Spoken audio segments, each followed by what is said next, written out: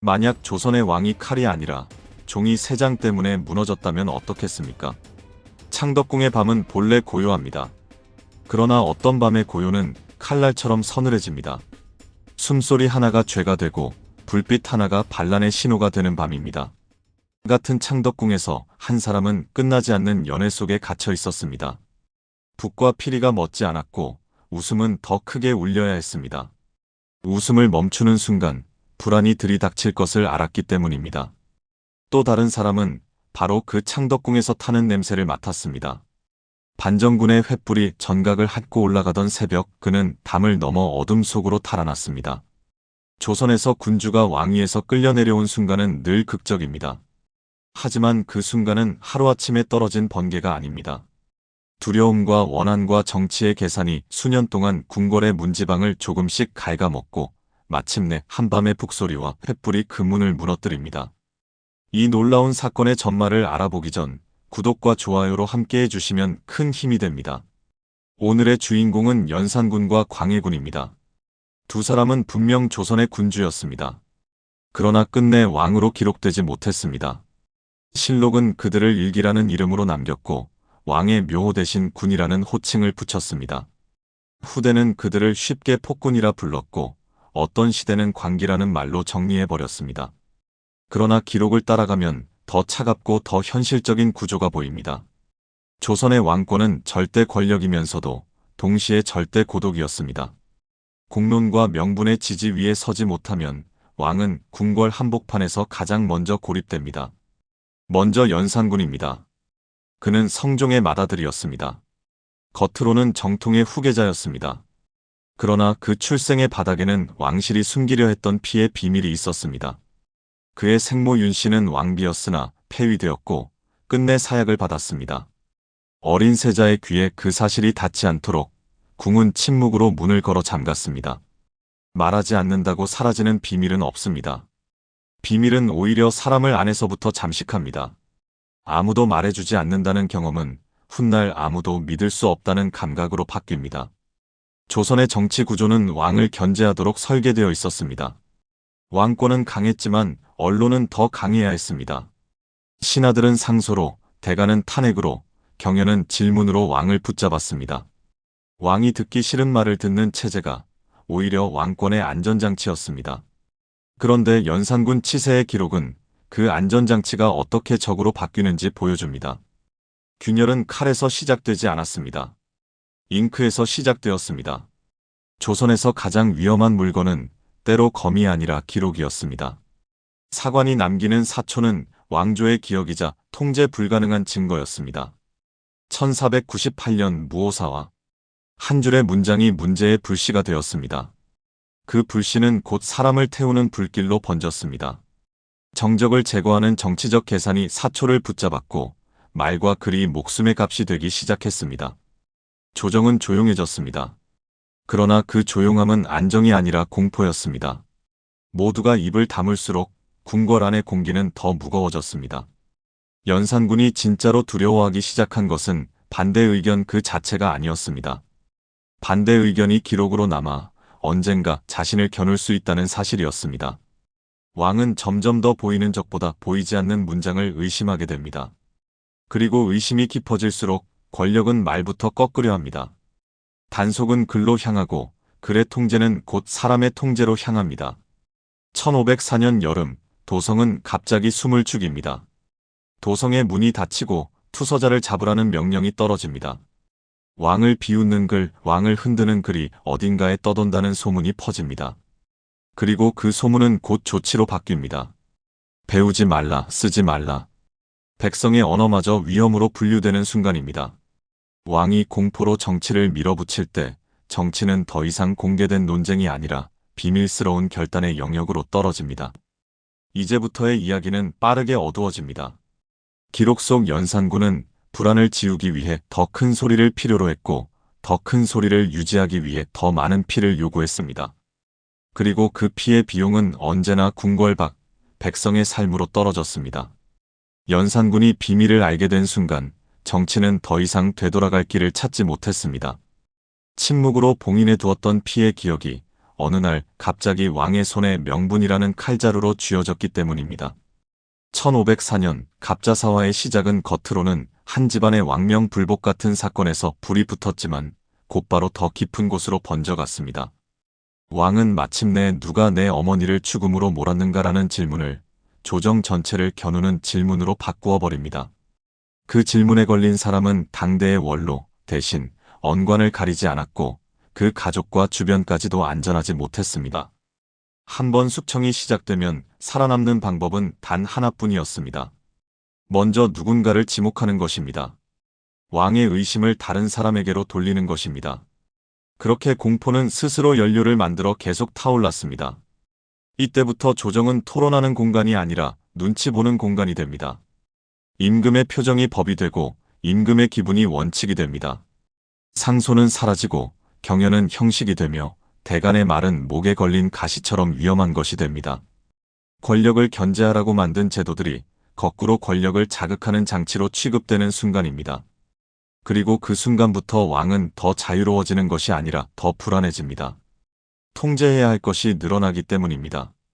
비판의 입을 막을수록 소문은 더 낮고 더 넓게 번집니다.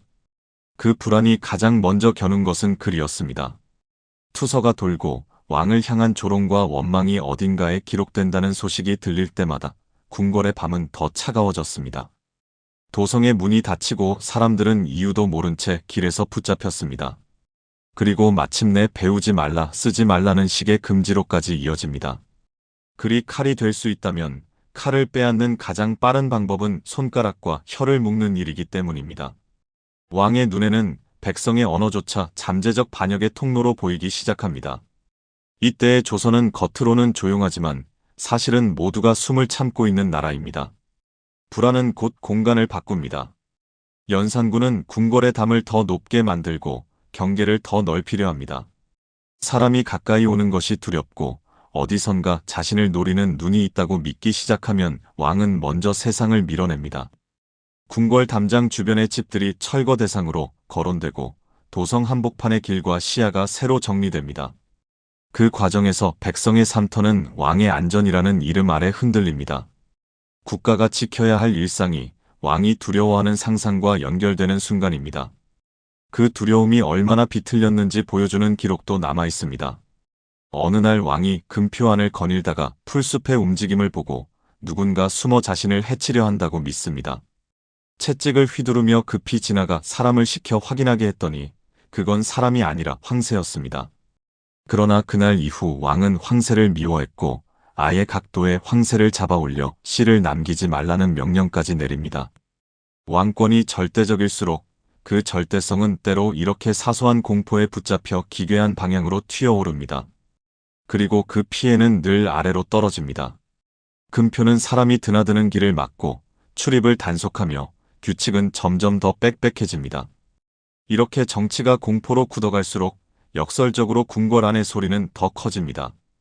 연산군의 말년은 유난히 흥이 강요된 시대였습니다. 연회가 잦아지고 음악과 춤이 끊기지 않으며 흥을 담당하는 사람들까지 제도처럼 조직됩니다. 지방마다 운평을 두고 그 이름을 적어 바치게 했다는 기록이 보이고 도성 안에서도 운평의 수를 채우기 위해 사람을 모으게 합니다. 흥청과 가흥청 같은 이름이 등장하고 궁중의 잔치를 떠받치는 인력과 비용이 시스템으로 굳어갑니다. 그 비용이 어디서 나오겠습니까? 물자와 사람을 끌어오는 순간부터 그것은 곧 민생의 부담이 됩니다. 여기서 중요한 것은 방탕에서 나라가 망했다 같은 쉬운 결론이 아닙니다. 방탕은 결과이고 원인은 구조의 붕괴입니다. 언로가 막히고 공론이 죽고 반대가 제도 밖으로 밀려나면 왕은 비판을 들을 기회를 잃습니다. 그 대신 왕이 듣는 것은 아첨과 밀고 그리고 자기 내부에서 증폭되는 공포뿐입니다. 공포는 다시 통제를 낳고 통제는 다시 반발을 낳습니다. 그렇게 정치의 균형추가 흔들리는 동안 누군가는 조용히 칼을 갈고 있었습니다. 반정은 갑자기 일어나지 않습니다. 반정은 막을 사람이 사라진 순간에 가능합니다. 민심이 떠나고 조정의 중신들조차 더는 되돌릴 수 없다고 판단하는 때 궁궐은 거대한 고립의 섬이 됩니다. 1506년 9월 거사는 원래 연산군이 지방으로 유흥을 떠나는 날을 노렸다고 전해집니다. 그러나 출발이 취소됩니다. 그럼에도 반정 세력은 물러서지 않습니다. 물러서는 순간 그들 자신이 먼저 제거될 것을 알고 있기 때문입니다. 그리고 창덕궁에 새벽이 옵니다. 어둠 속에서 군사들은 궁으로 몰려들고 소식은 번져나가며 막아서는 자가 거의 보이지 않는 길이 열립니다. 왕의 곁을 지키던 사람들은 이미 흔들려 있거나 혹은 침묵합니다. 반정군은 먼저 연산군의 최측근을 제거해 후환을 끊습니다. 궁궐 안에서 이름들이 하나둘 사라지고 그 빈자리에 횃불이 들어옵니다. 이 새벽 왕은 더 이상 왕이 아닙니다. 그날 중종이 즉위하고 연산군은 폐위되어 교동으로 옮겨집니다. 그리고 반정 세력은 단지 사람만 바꾸지 않습니다. 연산군 시대를 상징하던 여러 장치들을 정리합니다. 금표를 폐하고 궁궐의 질서를 되돌리려 합니다. 반정은 그렇게 정치가 스스로 잃어버린 균형을 폭력으로 회수하는 방식으로 완성됩니다. 연산군의 몰락은 한 인간의 파멸처럼 보이지만 기록을 따라가면 더 냉정한 결론에 닿습니다. 왕권이 공포로만 작동하는 순간 왕은 가장 먼저 고립됩니다. 그리고 고립된 왕은 조선이라는 체제에서 오래 버틸 수 없습니다. 다음은 광해군입니다. 전쟁이 나라를 찢어놓은 뒤 왕위에 오른 임금의 불안은 또 다른 방식으로 궁궐을 흔들어 놓습니다. 임진왜란이 터진 뒤의 조선은 나라가 아니라 상처였습니다. 궁궐은 불에 그을렸고 관청의 문짝은 뜯겨나갔으며 길 위에는 군량과 피난 보따리가 뒤섞였습니다. 무엇보다 무너진 것은 성벽이 아니라 국가가 우리를 지켜줄 것이라는 믿음이었습니다. 그 믿음이 꺼져가던 1592년 4월 왜군의 북상 소식이 연달아 올라오자 조정은 혼란에 빠졌습니다. 왕은 도성을 떠났고 도성은 버려졌습니다. 그때 사람들은 묻기 시작했습니다. 왕이 떠난 자리에 누가 남아있는가? 그 질문에 가장 먼저 떠밀려 올라온 사람이 광해군이었습니다. 그는 선조의 아들이었지만 정비의 아들이 아니었습니다. 왕실의 혈통에서 적통이라는 단어는 늘 차갑게 작동했습니다. 그러나 전쟁은 차가운 규칙을 잠시 멈추게 했습니다. 지금 필요한 것은 족보가 아니라 지휘였고 명분보다 먼저 필요한 것은 민심의 붕괴를 막는 일이었습니다. 광해군은 왕세자로 책봉됩니다. 그리고 왕세자가 된 지 얼마 지나지 않아 선조의 조정과는 별도로 분조가 움직이기 시작합니다. 임시로 쪼개진 조정. 나라가 찢어질 때 그 틈을 꿰매기 위한 비상한 선택이었습니다. 분조의 길은 화려한 행차가 아니었습니다. 빈 마을을 지나고 연기 냄새가 남은 고을을 지나며 울음을 삼킨 사람들의 시선을 정면으로 받아내는 길이었습니다. 세자는 종종 허름한 초가에 들어가 굳은 얼굴로 앉았습니다. 군사를 격려하고 의병을 모아 세우고 관청이 무너진 지역에는 임시 질서를 세워야 했습니다. 전쟁터는 멀리 있지 않았습니다. 산마루 너머에서 북소리와 총성이 들렸고 길가에서는 굶주림이 먼저 사람을 쓰러뜨렸습니다. 조선의 왕세자는 그 혼란을 눈앞에서 직접 보았습니다. 그 경험은 한 사람을 단단하게 만들 수도 있지만 동시에 한 나라의 권력을 영원히 불안하게도 만듭니다. 전쟁은 누가 나라를 지켰는가라는 기억을 남기기 때문입니다. 전쟁이 끝난 뒤 조선은 다시 왕의 나라가 되려고 했습니다. 하지만 전쟁은 이미 질문을 남겨버렸습니다. 도성을 떠났던 왕, 그리고 도성 밖에서 민심을 붙잡았던 세자. 이 두 기억이 같은 궁궐 안에서 서로를 밀어내기 시작하면 왕권은 편안할 수 없습니다. 광해군이 왕위에 오른 1608년 이후 그의 통치는 전쟁의 폐허 위에서 시작됩니다. 무너진 것을 다시 세우는 일은 단순한 복구가 아니라 나라가 아직 살아있다는 선언입니다. 그래서 그는 궁궐과 도성의 재건에 힘을 쏟습니다. 창덕궁이 다시 세워지고 이어서 창경궁이 중건됩니다. 그리고 또 다른 궁이 계획됩니다. 인경궁과 경덕궁, 훗날 경희궁이라 불리게 되는 그 공간까지. 궁은 왕의 집이기 이전의 국가의 상징입니다. 상징이 흔들리면 권력의 뿌리도 함께 흔들립니다. 광해군은 그 사실을 너무 잘 알고 있었을 것입니다. 하지만 재건은 칭송만 부르지 않습니다. 전쟁이 남긴 폐허는 재정의 구멍이었고 구멍을 막기 위해서는 어디선가 힘을 끌어와야 합니다. 공사판에는 사람의 손이 필요했고 창고에는 곡식이 필요했습니다. 새로 지은 기와가 햇빛을 반사할수록 누군가는 그 햇빛을 백성의 땀이라고 불렀습니다. 왕이 무엇을 세우든 정치는 언제나 그 비용을 둘러싼 싸움으로 번집니다. 광해군의 치세가 재건의 시대라는 말과 부역의 시대라는 말 사이에서 갈라지는 이유가 여기에 있습니다. 그렇다고 광해군의 통치를 토목만으로 설명할 수는 없습니다. 전쟁이 만든 또 하나의 폐허는 조세제도였습니다. 곡물은 각 고을에 토산물을 바치게 하는 방식이었는데 전쟁 이후 그 체제는 더 잔인해집니다. 어떤 고을은 토산물이 끊겼는데도 장부에는 여전히 그 물품이 적혀 있습니다. 그러면 백성은 시장에서 비싼 값을 주고 억지로 구해 바쳐야 했고 그 사이에서 박납이라는 구조가 이익을 취합니다. 광해군이 즉위 직후 경기도에서 대동법을 시행한 것은 바로 그 낡은 고리를 끊어보려는 시도였습니다. 특산물 대신 쌀로 내게 하여 부담을 단순화하고 왜곡된 유통의 고통을 줄이려는 발걸음이었습니다. 다만 이런 개혁은 늘 누군가의 이익을 건드립니다. 누군가에겐 백성의 숨통이 열리는 일이 다른 누군가에겐 기득권의 숨통이 막히는 일이 됩니다. 그래서 개혁은 종종 정책이 아니라 전쟁이 됩니다. 그 전쟁은 광해군에게 치명적인 약점을 다시 떠올리게 했습니다. 그의 왕위는 전쟁의 공로로 굳어졌지만 조선에서 왕위를 둘러싼 언어는 공로만으로 완성되지 않습니다. 적통이라는 말은 평화가 돌아오면 다시 날카롭게 살아납니다. 더구나 선조의 계비 임모광후가 낳은 영창대군이 존재한다는 사실은 광해군의 왕좌 아래에 늘 다른 가능성을 깔아둡니다. 왕에게 다른 가능성은 단순한 선택지가 아닙니다. 그것은 곧 반정의 명분이 될 수 있는 칼날입니다. 궁궐의 공기는 이때부터 얇아집니다. 전쟁이 끝났는데도 전쟁이 끝나지 않은 듯한 느낌. 회복을 말하는 문서들 사이로 누가 누구의 편인지 확인하는 시선이 더 빨리 오갑니다. 붕당의 언어는 더 예민해지고 왕실의 혈통은 정치의 무기가 됩니다. 왕은 재건을 추진해야 했고 동시에 자신을 향한 정통성의 공격을 막아야 했습니다. 이 두 과제가 한번 엇갈리기 시작하면 왕권은 설득보다 정리에 기대고 싶어집니다.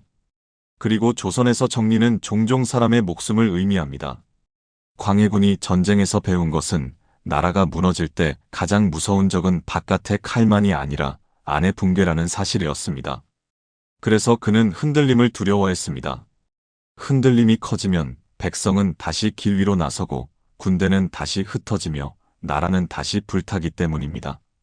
그러나 아이러니하게도 그 두려움이 지나치면 왕은 스스로 흔들림의 진원이 됩니다. 궁궐 안의 불안을 잠재우려는 결단이 오히려 궁궐 밖의 분노를 키우는 순간이 옵니다.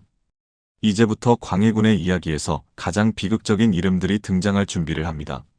어린 대군의 이름, 대비의 이름, 그리고 그 이름들을 둘러싼 명분이라는 단어. 전쟁이 끝난 나라에서 가장 먼저 겨눠지는 칼은 늘 가장 약한 목을 찾아갑니다. 왕좌를 지키기 위한 선택이 왕좌 자체를 무너뜨리는 명분으로 되돌아오는 순간이 가까워지고 있습니다. 전쟁이 끝난 나라에서 가장 먼저 겨눠지는 칼은 늘 가장 약한 목을 찾아갑니다. 광해군의 궁궐은 바로 그 칼을 쥐기 시작했습니다. 처음에는 국가를 안정시키기 위한 조치라는 말로 포장됩니다. 그러나 한번 안정이라는 이름으로 사람을 베기 시작하면 다음 칼은 더 쉽게, 더 멀리 뻗어나갑니다. 1613년 개추곡사로 불리는 사건이 벌어집니다. 겉으로는 한 사건의 국문처럼 시작되었지만 곧바로 전국 전체를 뒤집는 방향으로 확대됩니다. 영창대군을 옹립하려 했다는 고변이 만들어지고 그 고변은 한 줄의 진술이 아니라 정적을 제거하는 설계도가 됩니다. 국문장은 점점 뜨거워지고 사람들은 혀끝에서 살아남기 위해 서로를 끌어당깁니다. 부인하면 형문이 기다리고 인정하면 더 많은 이름을 내놓아야 합니다. 그 과정에서 임목대비의 아버지 김재남을 비롯한 대비 측 인물들이 희생됩니다. 궁궐은 조용해 보이지만 조용한 만큼 바깥에서 들려오는 소문은 더 흉흉해집니다. 사람들은 묻기 시작합니다. 이제 조선은 전쟁의 상처를 꿰매는 나라가 아니라 왕좌의 불안을 잠재우기 위해 피를 흘리는 나라가 되는가. 그리고 1614년 칼끝은 결국 영창대군에게로 내려옵니다. 어린 대군은 강화로 보내져 위리안치됩니다. 한 아이를 섬으로 보내는 일은 단순한 유배가 아닙니다. 그것은 가능성을 봉인하는 행위입니다. 왕좌 아래에 깔린 다른 선택지를 바닷바람 속에 묶어두는 일입니다. 그러나 봉인이 완전해지려면 사람의 마음속에 남은 희망까지 꺾어야 합니다. 그래서 요구는 멈추지 않습니다. 처단하라. 뿌리를 없애라. 한번 공포가 정치를 굴리기 시작하면 공포는 늘 더 확실한 결말을 요구합니다. 마침내 강화부사 정왕이 영창대군을 죽임으로써 그 요구는 가장 잔인한 방식으로 종료됩니다. 그 순간 조선의 권력은 단지 한 생명을 끄는 것이 아니라 유교 국가가 버팀목으로 삼던 금기 하나를 스스로 부러뜨립니다. 후대가 광해군 정권을 두고 폐모살제라는 말로 공격할 수 있게 된 치명적인 상처가 여기서 만들어집니다. 그러나 전국의 칼은 멈추지 않습니다. 영창대군이 사라진 자리에는 대비가 남아 있습니다. 임목대비를 둘러싼 폐모로는 몇 해에 걸쳐 조정을 잠식합니다. 말은 처음부터 노골적이지 않습니다. 대비의 처신이 옳지 않다. 국가의 도리를 바로잡아야 한다. 그러나 그 말들이 쌓여 결국 도달하는 종착지는 하나입니다. 대비를 대비 자리에서 끌어내리고 서궁에 가두는 것.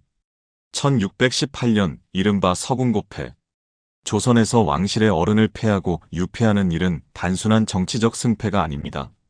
그것은 나라의 도덕적 뼈대를 부수는 일입니다. 왕이 스스로 효와 인륜의 울타리를 넘어서는 순간 왕권은 힘으로는 더 강해질지 몰라도 명분으로는 급격히 허물어집니다. 명분이 무너진 왕권은 겉보기엔 단단해도 속은 텅 비어 있습니다. 그리고 텅 빈 권력은 바람이 불면 흔들립니다. 바람은 궁궐 밖에서 불어옵니다. 광해군대의 국제 정세는 칼날 위의 줄타기였습니다.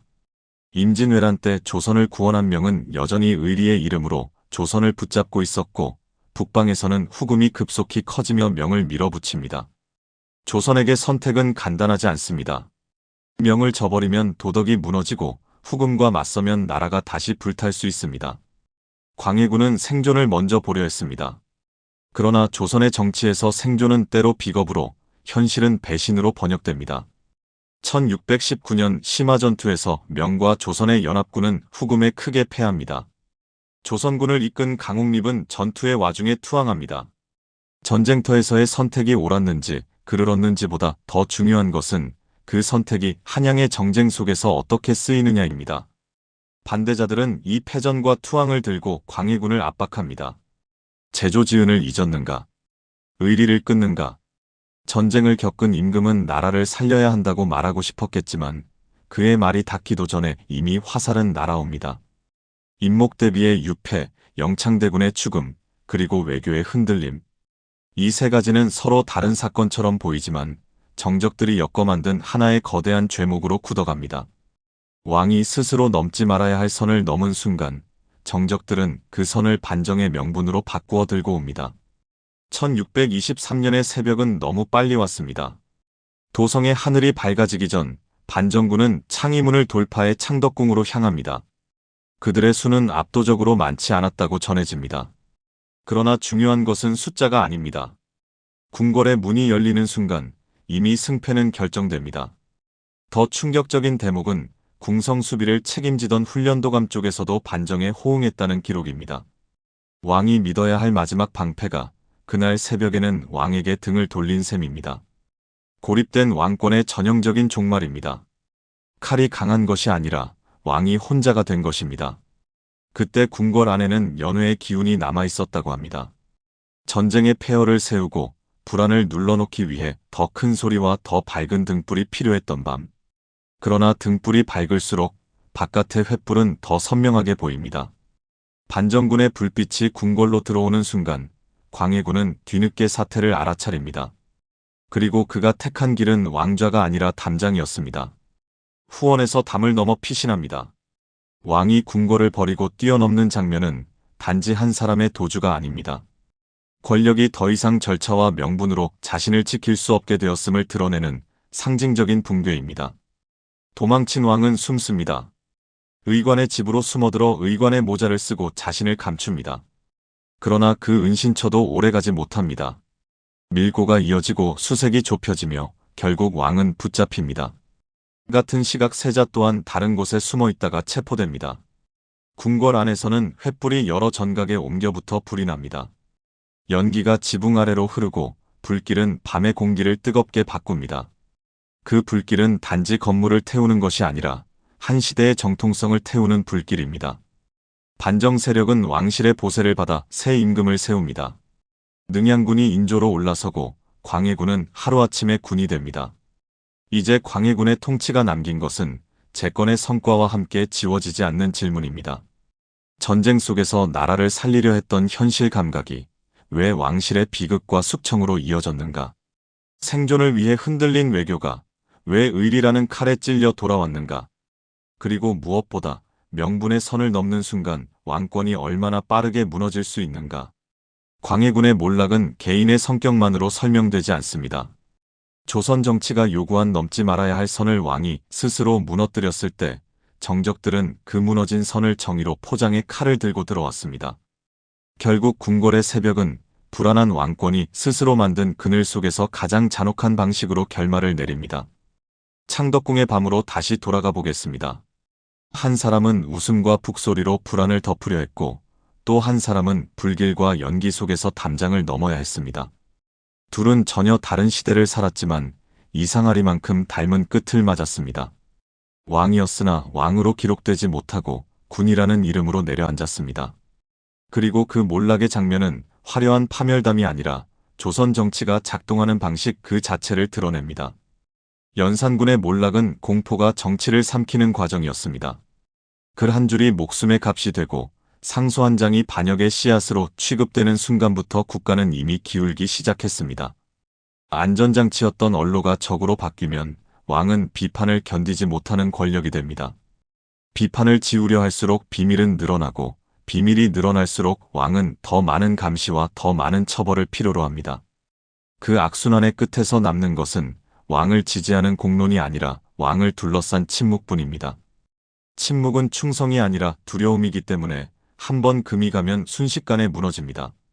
반정은 그 금의 틈으로 들어온 칼이었습니다. 연산군에게서 폭정이라는 단어를 빼더라도 그가 스스로 끊어낸 것은 결국 왕권을 떠받치던 절차와 설득의 달이었다는 사실은 남습니다. 광해군의 몰락은 전쟁 이후의 불안이 왕실의 비극으로 치닫는 과정이었습니다. 그는 폐허를 수습해야 했고 나라를 다시 세워야 했으며 살아남는 외교를 고민해야 했습니다. 그러나 조선의 왕좌는 성과만으로 지켜지지 않습니다. 정통성의 상처는 정치의 칼날이 되어 돌아왔고 그 칼날을 피하려는 결단은 또 다른 상처를 만들었습니다. 어린 대군의 죽음, 대비의 유패는 단지 정적 제거가 아니라 유교 국가가 스스로 약속해온 금기를 깨뜨리는 일이었습니다.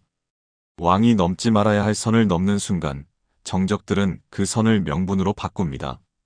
그리고 명분이 무기가 되는 순간 현실의 성과는 놀라울 만큼 빠르게 무력해집니다. 광해군은 끝내 담을 넘었고 그 장면은 왕권이 절차와 도덕의 지지를 잃었을 때 얼마나 쉽게 추락하는지 보여주는 상징이 되었습니다. 이 두 몰락을 한 단어로 묶어버리면 우리는 가장 중요한 것을 놓칩니다. 조선은 왕이 절대 군주처럼 보이지만 동시에 왕이 절대로 마음대로 할 수 없는 체제였습니다. 왕권은 강했으나 혼자서는 버틸 수 없었습니다. 왕의 명령은 칼이었지만 그 칼이 정당해 보이게 만드는 것은 명분과 공론이었습니다. 공론을 적으로 돌리는 순간 왕은 스스로 자기 칼의 칼집을 부숩니다. 칼이 뽑힌 채로 흔들리기 시작하면 그 칼은 언젠가 왕 자신을 겨누게 됩니다. 연산군에게는 공포의 통치가, 광해군에게는 불안을 덮으려 한 폭력의 선택이 결국 반정이라는 더 큰 폭력을 부르는 통로가 되었습니다. 그리고 반정의 승리 또한 결코 해피엔딩이 아니었습니다. 반정은 균형을 되찾는 방식이 아니라 균형을 잃어버린 체제가 최후에 꺼내드는 거친 해결책입니다. 연산군을 끌어내렸다고 해서 조선의 정치가 영원히 맑아진 것도 아니었고 광해군을 내쫓았다고 해서 나라가 곧바로 평안해진 것도 아니었습니다. 광해군이 무너진 뒤 조선은 곧이어 외침의 파도를 다시 맞이합니다. 왕을 바꾸는데 성공한 정치가 국가를 지키는데도 같은 성공을 보장받지는 못한다는 사실이 여기서 드러납니다. 명분은 정치를 움직이지만 명분만으로 국난을 막을 수는 없습니다. 반정은 언제나 어떤 상처를 남깁니다. 궁궐이 불타고 사람이 쓰러지고 기록에는 승자의 논리가 더 짙게 스며듭니다. 그래서 오늘 우리가 붙잡아야 할 것은 몰락의 장면이 아니라 몰락으로 향하던 날들입니다. 한 줄의 기록이 문제 삼아지는 순간 한 번의 국문이 전국을 삼키는 순간, 어린아이의 존재가 정치의 공포로 바뀌는 순간, 왕실의 어른이 궁 밖으로 밀려나는 순간, 그 작은 균열들이 쌓여 어느 날 새벽 북소리와 횃불로 폭발합니다. 그때가 되면 사람들은 말합니다. 갑자기 이렇게 됐다. 그러나 기록은 말합니다. 갑자기가 아니었다. 이미 오래전부터 문지방은 갉아먹히고 있었다고 말입니다. 창덕궁의 밤은 늘 고요합니다. 하지만 어떤 밤은 고요함이 칼처럼 서늘해집니다. 그 서늘함은 유령이 아니라 절차가 사라질 때 생기는 공기의 온도입니다. 공론이 죽고 말이 사라지고 두려움이 제도가 될 때 궁궐은 가장 먼저 차가워집니다. 그리고 그 차가움은 결국 불길로 바뀝니다. 연산군과 광해군의 끝이 비극인 이유는 그들이 단지 나쁜 사람이어서가 아니라 권력이 스스로의 한계를 잃는 순간 역사가 균형을 되찾기 위해 가장 거친 방식으로 움직이기 때문입니다. 우리는 그 거친 움직임의 냄새를 창덕궁의 연기와 잉크 사이에서 맡게 됩니다.